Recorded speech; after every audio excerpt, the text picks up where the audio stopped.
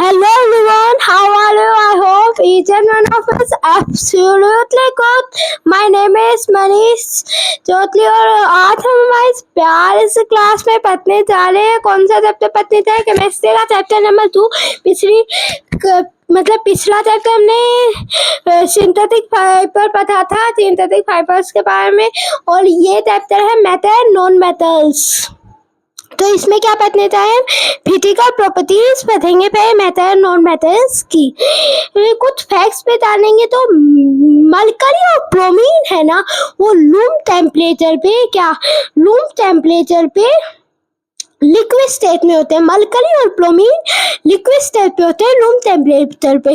तो मरकरी है ना, वो है एक मेटल, और तो ब्रोमीन है वो है एक नॉन मेटल।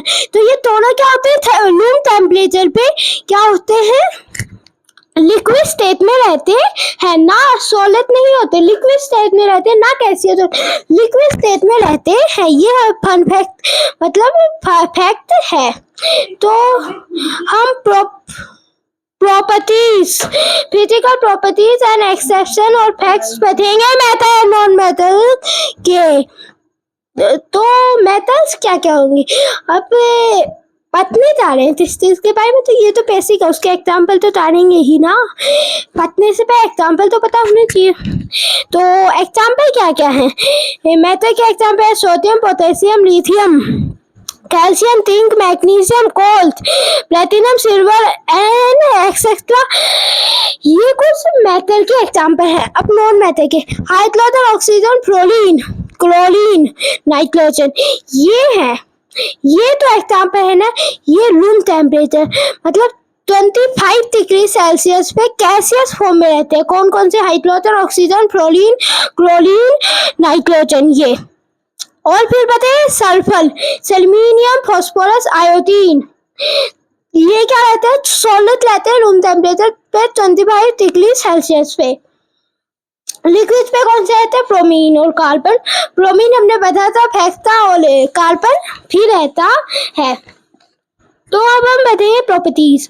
तो प्रॉपर्टीज में फर्स्ट आपने देखे होंगे मेटल क्या होता है। मेटल एक आयरनिक मेटल है। वो कितना ज्यादा हार्ड है, आप बताइए कितना ज्यादा हार्ड है। तो मरोड़ा नहीं जाएगा। एक आयरन की ले लो, उसे मरोड़ के देखो, मरोड़ ही जाए कि नहीं। तो वो बहुत ज्यादा हार्ड है। तो मेटल्स की पहली प्रॉपर्टी क्या है? Hardness. Hardness is the first property of metals. Second property क्या है? लस्टरस। साइन करते हैं, हाँ वो अलग बात है। मॉइस्चर के कांटेक्ट में आने के बाद लस्ट लग जाता है आयरन के ऊपर और फिर तर हो जाता है, पर पहले तो साइन करते हैं ना। फिर सेकंड प्रॉपर्टी है मेरे पर, मुझे कूदते रहोगे तो फिर सीट में कन्वर्ट हो जाएगा ना। फोर्थ है डक्टिलिटी, वाइल्स में कन्वर्ट हो जाता है कॉपर। सोनलिटी, कोई आयरन की चीज को गिरा के देखो, आवाज करेगा ना, तो वो सोनलिटी हो गई। इलेक्ट्रिकल कंडक्टिविटी है, इसलिए तो यूज किया जाता है कॉपर में। थर्मल कंडक्टिविटी भी है। मेल्टिंग पॉइंट हाई होता है, इसलिए तो उसी के पलटन बनाए जाते हैं। मेल्टिंग पॉइंट हाई है तो हार्डनेस को हम बताएंगे। हार्डनेस क्या है?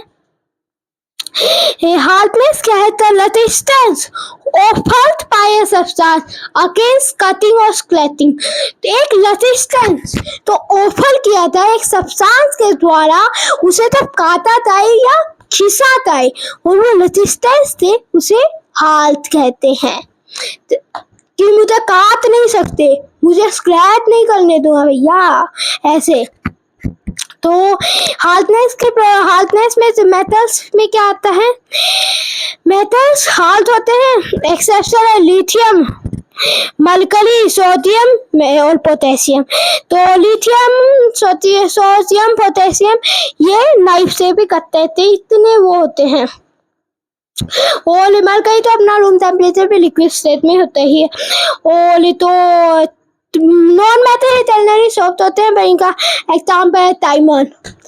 देखो सारे मेटल्स में के हार्ड बनते हैं, पर डायमंड एक ऐसा है तो अकेला इतना हार्ड है, हार्डेस्ट नेचुरल ऑर्गेनिक सब्सटेंस है, पर नॉन मेटल हो गए हार्डेस्ट नेचुरल ऑर्गेनिक सब्सटेंस है। तो कल हम लस्तरस, मैनिपुलेटिव और तख्तिलिटी बताएंगे। अगर मेरी वीडियो अच्छी लगी हो तो सब्सक्राइब ना करना। Thank you very